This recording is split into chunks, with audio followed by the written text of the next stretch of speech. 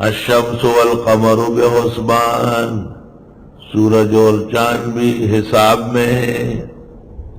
یا تو یہ کہ اللہ تعالیٰ نے ایک حساب سے ان کی عمر مقرر کی ہے، وہ پورا کرنے والے ہیں۔ بحسبان یعنی انہما یجریان حسب الحساب، حسب التعجیل، حسب المدت المدیدہ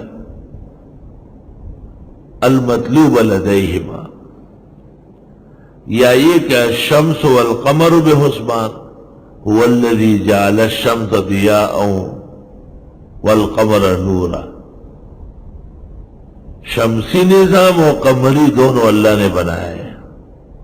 شمس و قمر دونوں حساب کے لیے، شمسی نظام دنوں کے اعتبار سے اور قمری نظام چاند کے اوقات کے اعتبار سے ہے۔ ہمارے پیغمبر حضرت محمد صلی اللہ علیہ وسلم نے قمری نظام کو ترجیح دی ہے۔